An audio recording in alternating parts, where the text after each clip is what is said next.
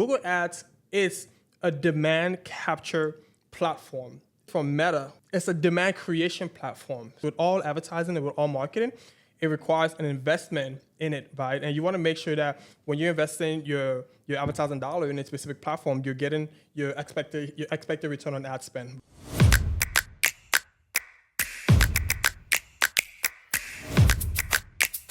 Yo, what's going on, guys? Welcome back to another episode of the E-commerce Growth Map podcast with your host, Frank Kenny. And in today's episode, we're going to talk about something that we don't talk about often on the podcast, actually. And it's actually quite important to just like the overarching space of direct-to-consumer or e-commerce, right? And so you typically see a lot of people talk about Facebook ads. Facebook ads are really good, and we talk a lot about Facebook ads. But Google ads is this other piece of the puzzle that not a lot of people talk about because they don't essentially understand how it works or how to make it work for the brand. And so that's exactly what we're going to talk about today. We're going to talk about if Google ads is right for your brand, depending on what stage of your business growth that you are. We're going to talk about that. And we're going to dive into the account and show you specific example of ad accounts that we manage and talk about the structure and how we essentially orchestrate the strategy to make Google ads work for our specific client's account. Guys, if you're not already following the podcast, we would love for you guys to do so at this point. If you have been watching or if you have been streaming to like the episodes that we have been releasing, we would really, really appreciate if you would like and subscribe this on YouTube, or if you would leave a review any place, anywhere where you see leave a review section. That will be highly appreciated from our end. Now, let's get straight into it. So what I'm going to do, I'm going to share my screen. And so we're going to essentially kind of break down how we look at Google Ads and to decide whether if it's right or not for a brand, depending on the specific stage of the business that they're in, right? Because with all advertising and with all marketing, it requires an investment in it, right? And you want to make sure that when you're investing your advertising dollar in a specific platform, you're getting your expected return on ad spend, right? And so we have the screen over here. Hopefully you guys can see my screen. Let me make this make this bigger. And so first, let's kind of understand essentially like the strategy, like the architecture of Google Ads, essentially, right? Google Ads is a demand capture platform, different from Meta, which Meta is it's a demand creation platform, right? They, in a sense, create demand, right? While Google does the opposite of that, which is it captures the demand that has already been created, right? And if you think of yourself as a consumer, why do you go on Google, right? You either go to Google to research information about a particular topic, subject, or maybe a specific product that you wanna buy, right? Kind of first comes like the research aspect of it. I'm having this specific pain, and I need to find a product or a solution to the specific pain. And so therefore, what you do is you go on Google and try to find essentially what is kind of out there, right? And so a lot of time, this is going to be identified by the specific keywords that different individuals are typing within Google to kind of identify what stage of essentially like the customer journey they're at, right? Say I'm an athlete, maybe even I'm not an athlete, but I'm looking to essentially get in the gym. One of the first things that I'm going to look at is, gym shoes or running shoes, right? And so that can essentially kind of start like my research process, right?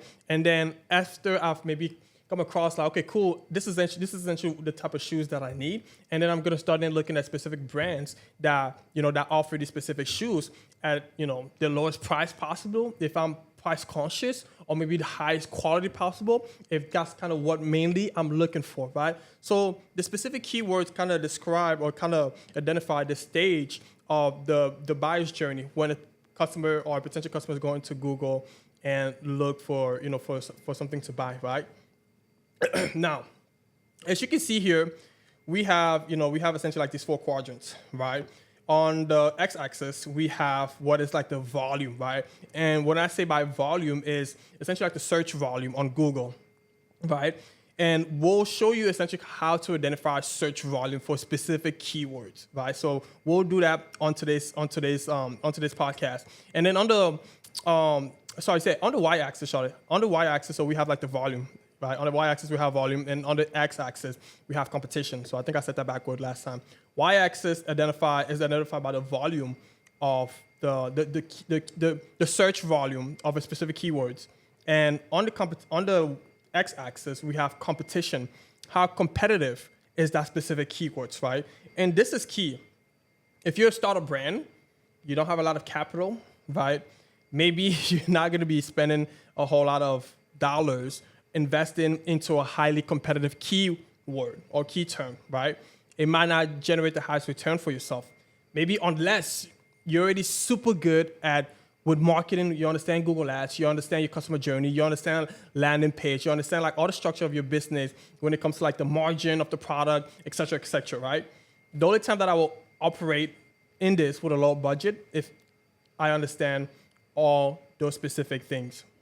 And so let's look at another scenario over here. So this is the, when we look at this specific quadrant over here. So this is high competition, low volume.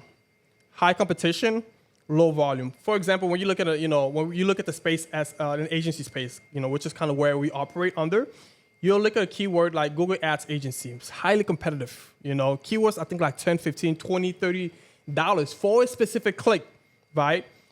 As a smaller agency, I'm not going to be investing a lot of dollars on that, right? Because there's bigger agencies, bigger than us, who are investing like lots and lots of capital and dollars on these specific keywords. So like I can't compete because these bigger agencies, they have, they're probably, like venture back or they have like a lot of capital behind them, right? So a smaller agency cannot compete in that space. So if I have a small budget, like I don't want to be spending my time over here, right? I want to be looking at Meta to essentially like generate leads. Like hopefully that makes sense. So when you look at a keyword again, like the Google Ads agency, it's highly competitive, right? When I'll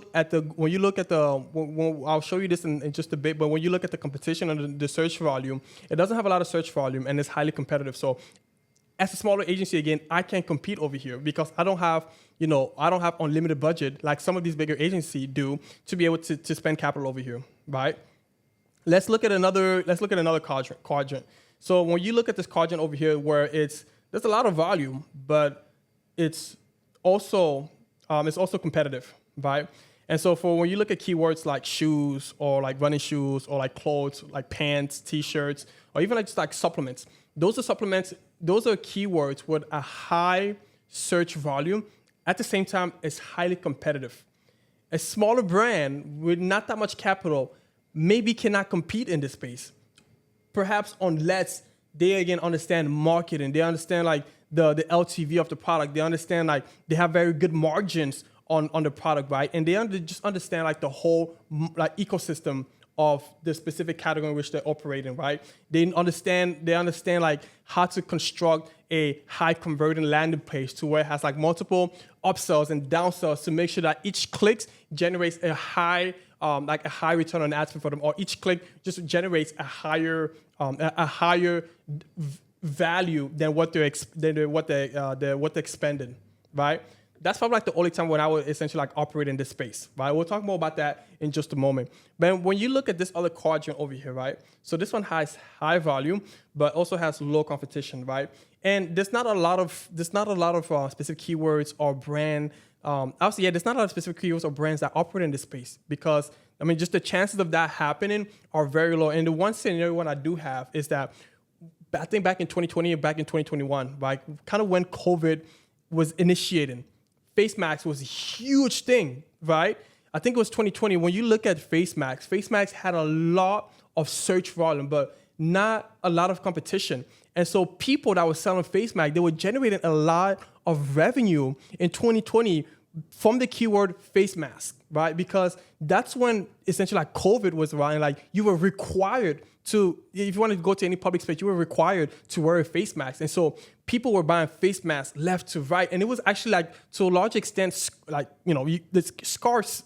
I think the term that I'm trying to say is it was rare sometimes because some places would run out of a face mask because some people would buy more than they need, right, in case they did run out. So it was a keyword that had a lot of volume, but then low competition, right? But guess what happened? As other competitor, because other competitor kind of caught on, like, hey, this is actually a very lucrative keyword. Let's also start to essentially like start selling face masks so we can essentially capture on this opportunity, right? this is a very this is probably like the best case scenario, right? And so a lot of these brands a lot of brands capitalize on keyword face mask during that specific time. But then when you look at 2021, 2022, or even 2023, like face mask, it still has a lot of volume, but like it's very competitive. And so if you're trying to essentially start bidding after the keyword face mask, you may not be making a lot of money from it, right? Because now it's kind of everybody is kind of competing based upon like price now. Right. And so it's not very lucrative from a business perspective because there's just so many competitors in that space right now. Right. But again, the best time to have bid on that specific keywords is during COVID, 2020, early COVID, should I say. Right. And so I believe there are still keywords like this that you can identify to where it has large volume, but not a lot of competition, in which you can highly capitalize on that. Right. And so if you're a brand, if you have products or services that operate in this specific place, take advantage of that. Like I would invest so much capital on Google just to take advantage of this specific space over here in this specific quadrant. High volume, low competition. And so the next quadrant that we're going to essentially look at is this quadrant over here, to where there's not a lot of volume and there is highly competitive, right? And guys, just to kind of go back, I think I made it an error over here. So specifically speaking about face mask, right? There was a time to when there was a lot of volume but low competition. But when you look at it now, it's high volume and high competition as well. That's why it's in this quadrant over here, to where, boom, on the y-axis, a lot of volume, and on the x-axis, it has like lower volume over here. So hopefully that makes sense. Cool. Next thing that we're gonna look at is on this quadrant over here, to where you see like startups, right? So these are essentially like startup brands that has like a unique product that now maybe a lot of people are searching for on Google. One example would be like silicone wedding rings, right? So back in the days, I know specific brands that they would sell silicone wedding ring, right?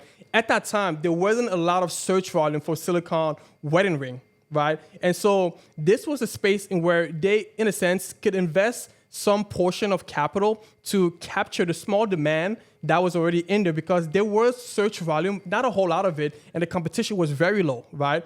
As the demand for silicone wedding rings started to increase, the competition also started to increase, because you would see new competitors jumping into the market and also selling silicone wedding ring, right?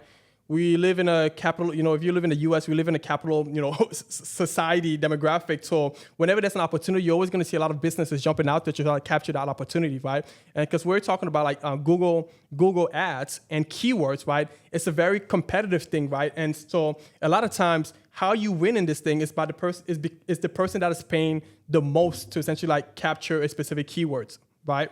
So hopefully that makes sense. Now, the point of me kind of showing and illustrating this is you kind of have to identify, as a brand, right? You kind of have to identify where you stand within this 4 quadrant, right?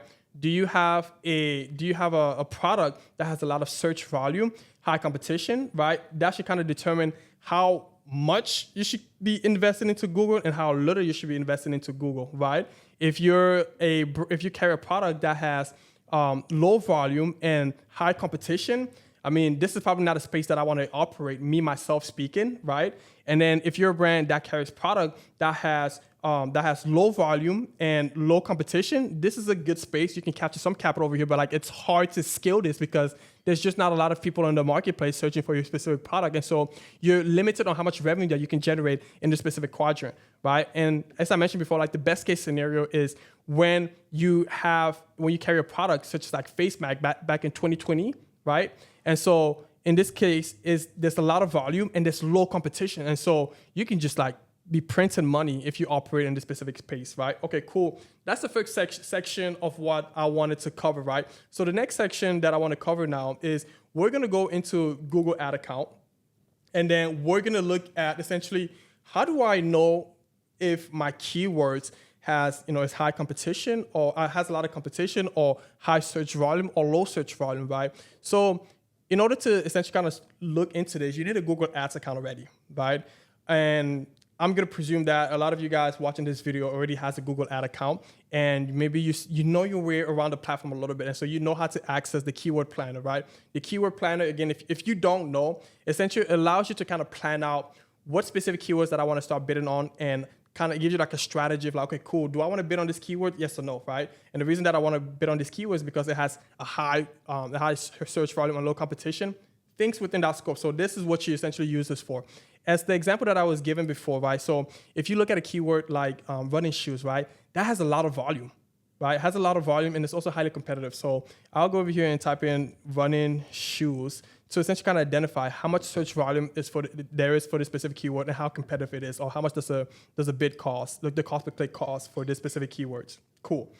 Running shoes, and the way to get here, guys, so on your Google ad account, you have to go to tools, right? So you have like campaigns, you have goals, you have tools, you have billing, you have admin. So you go to tools, and it's under the planning section. When you go to the keywords planner, right, that's kind of where you essentially like plan out the keywords that, essentially search for new keywords that you want to be bidding on, and also kind of look for what the search volume is on those specific keywords. So running shoes is what I typed in. And so it will give you in the whole entire United States, and you can also kind of break this down further into the specific city, right? So obviously the broader it is, the higher the search volume is going to carry, and the smaller it is, meaning if you're kind of refining the geographical location to a specific city, the search volume is going to be much smaller, right? And so it's going to be harder to scale when you're kind of further refining it. But for this example, we're going to look at running shoes, and we're going to look at the United States, right? Entire United States. And when you look at the keyword running shoes, it has 368,000 monthly search volume, right? That's very high. The other thing that you can also look at, you can see how competitive it is. It's very competitive, meaning there's a lot of other brands bidding on the keyword running shoes, right? And when you look at essentially like, it gives you like a range of, if you're bidding for this keyword, and any given time you can pay $2.91 to be at the very top, and you can pay as low as 92 cents to like on the low range, right? You're still gonna be showing up, but it may not be the very top of search, right? So you can essentially kind of see information on this specific keywords. You can see the year-over-year change, right? So it looks like year-to-year, this specific keywords has decreased by 18%, meaning like, there's been about like an 18% decrease of the number of people searching up for this keywords. Yeah, we're looking at the Google Keywords Planner, right? And so we're looking at the keyword running shoes. You can see that it has even till now, it has a high search volume. So 368,000 monthly searches, right? And in addition to that, when you look below that, it also gives you keyword ideas, right? So when you think about like a customer, like what are other keywords that a customer would be searching for to essentially trying to identify my product, the product that I carry, right? So again, if you're a clothing brand that also carries, running shoes, amongst other things, it can also give you keyword ideas in terms of like what are the keywords, what potential customer be searching for, trying to identify the product that I carry, right? And you can see keywords like Hoka shoes. Like obviously, Hoka is now a massive brand to where there's like 673,000 people searching up for that brand, right? They spend, I don't know how much they spend on marketing, but a lot. They essentially like created, right? They essentially like created so much demand for their specific shoes, for the specific brand. You can see like the 3 months change on this is like a 50% increase in the number of people that are searching up for this specific brand. It's highly competitive. Why? Because other brands as well, other big brands also are also bidding for these keywords because they know a lot of people are searching up for this keyword. Like you'll go everywhere everywhere. You'll see ads for Hoka shoes, right? You'll see ads everywhere for this specific shoes, right? And so you can also see additional keywords like books, running shoes, 201,000 in terms of like search volume. On running shoes, lower search volume. That's still pretty. That's actually still pretty high, 9,000. And you can see the men's trainer. So like it kind of, sometimes like the term can kind of stray from the initial intention of what the customer is trying to see, is trying to essentially like identify. Again, so with the keyword planner, you can start doing keyword research over here, identifying what specific like search volume does the keyword that my customer could potentially be looking for have, and see how competitive it is, right? From this specific research, you can then identify how much you should be spending on the keywords, or if you should be spending on those keywords at all, right? Now, Google obviously has been making a lot of updates into the platform to try to get more and more advertisers and brands to invest money into the platform, right? Because in the beginning days, the Google search was like their main and only product, right? Which still works today. But as I just showed you, right, there's only specific scenarios in which you really want to be investing into Google, right? So I'm not saying that you shouldn't or you should or you shouldn't invest into Google. I'm just trying to help you identify when essentially is the best time that you should be investing into Google, right?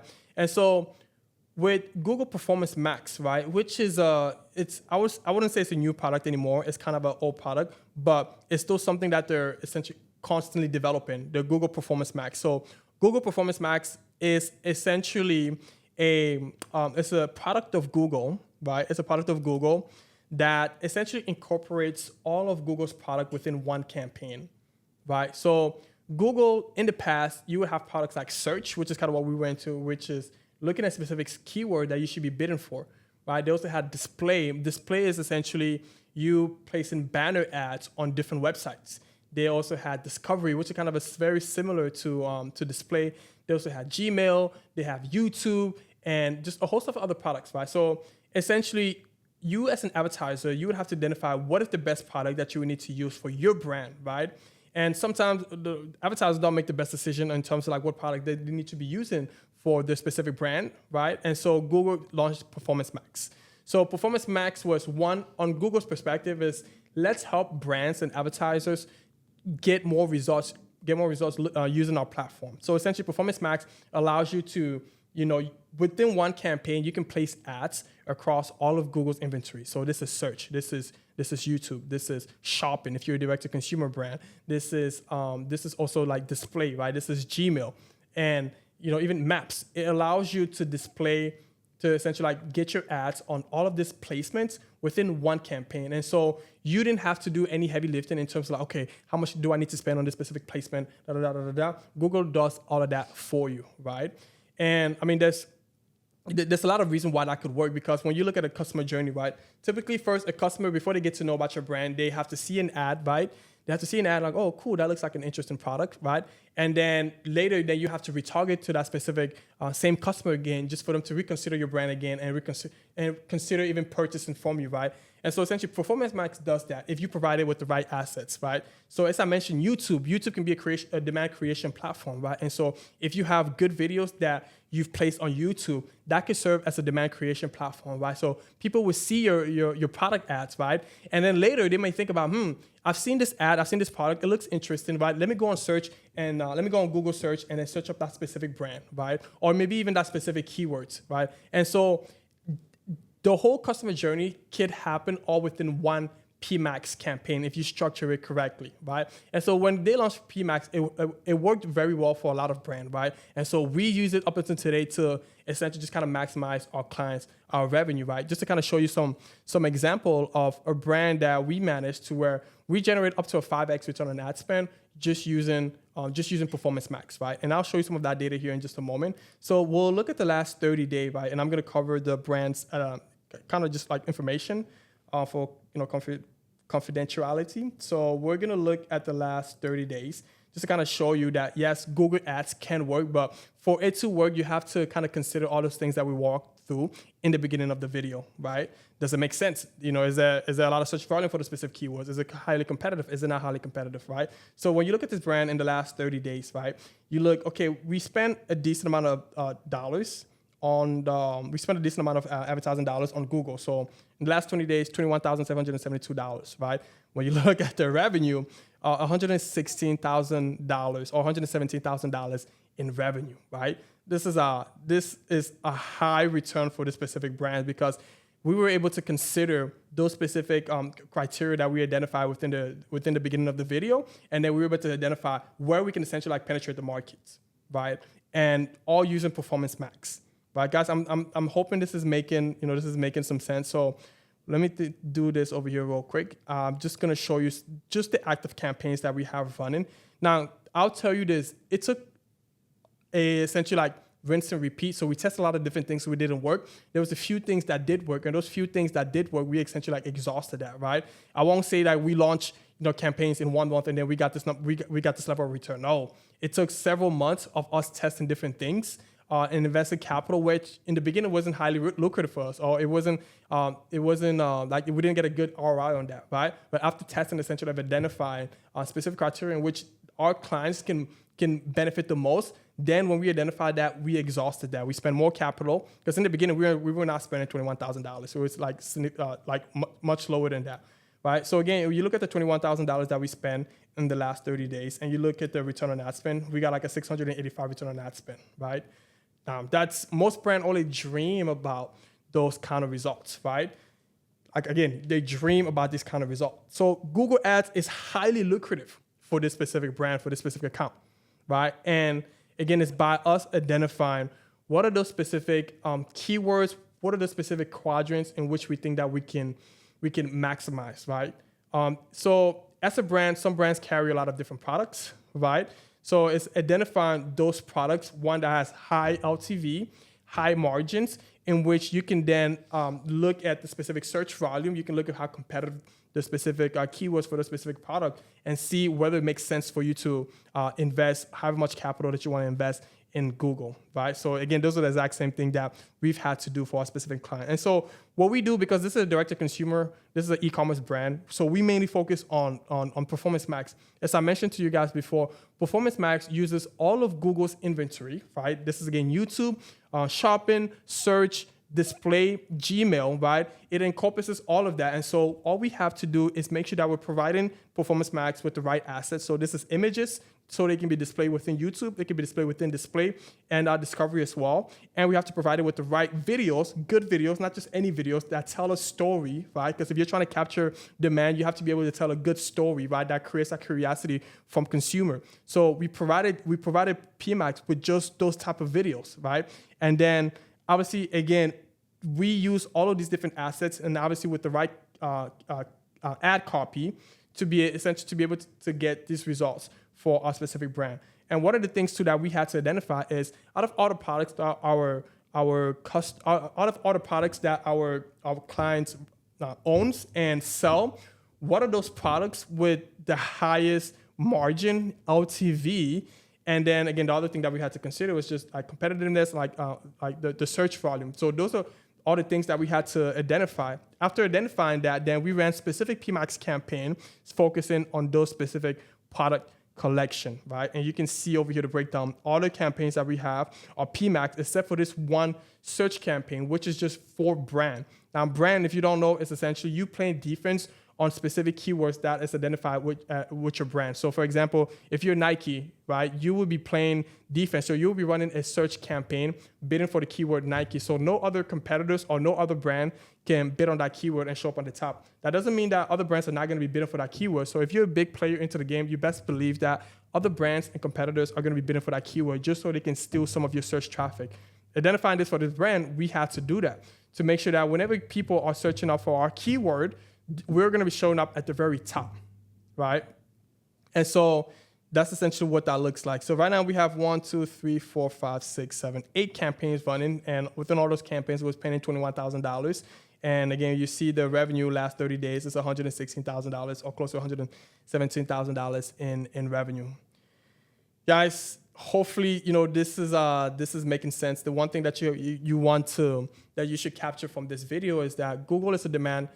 If anything, it's a demand capture platform, right? They do have products such as YouTube that can help you create demand, but sometimes that can be hard for brands because they're not very good at curating videos that tell a good story that would get prospect or potential customer interested in their brand, right? And so a lot of times when we audit ad accounts, people don't even use Google. They don't, it's there, but they're not pushing, and if they are using PMax, they're not pushing any videos within PMax, right? And so there's just a lot of things that they're leaving on the table within this structure, right?